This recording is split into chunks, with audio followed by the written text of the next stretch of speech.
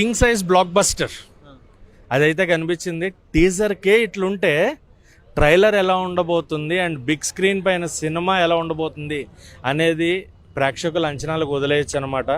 Next level teaser cut భయ్యా. అసలు ప్రభాస్ గారిని చాలామంది చాలా క్వశ్చన్స్ రేజ్ చేశారు స్టార్టింగ్లో. ప్రభాస్ అండ్ మారుతి కాంబినేషన్ అనగానే ఏంటి ఆయన హ్యాండిల్ చేయగలడా, ప్రభాస్ ఆరా ఏంటి, మారుతి గారి ఇదేంటి అంటూ ట్రోల్ చేశారు. కథలో దమ్ముండి డైరెక్టర్ని నమ్మే హీరో ఉంటే సినిమా ఎలా ఉండబోతుంది అనేది ఒక టీజర్ తోటి నోర్లు మూయించేశారు. నిజంగా ప్రభాస్ గారి ఫ్యాన్స్ చూస్తున్న వాళ్ళందరూ మారుతి గారు గుడి కట్టేస్తా ఉంటున్నారంటేనే మీకు అర్థమైపోతుంది ఏ రేంజ్ ఆఫ్ టీజర్ కట్ చేశారు అని. అండ్ తమనన్న మ్యూజిక్ నెక్స్ట్ లెవెల్. అసలు తమన్ గారు మ్యూజిక్ ఇస్తున్నారు అంటేనే సినిమా హైప్ వెళ్ళిపోతుంది.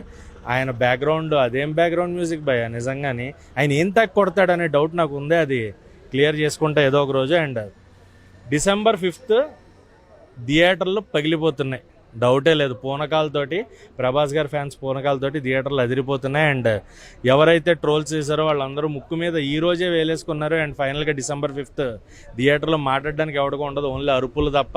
ఆయన బాహుబలి కలెక్షన్స్ ఏవైతే ఉన్నాయో దాన్ని దాటి నెక్స్ట్ లెవెల్ ఆఫ్ కలెక్షన్స్ ఇంకోటి సెట్ చేయడానికి, ట్రేడ్ మార్క్ సెట్ చేయడానికి Prabhas garu coming with Raja Saab. King size blockbuster is on the way.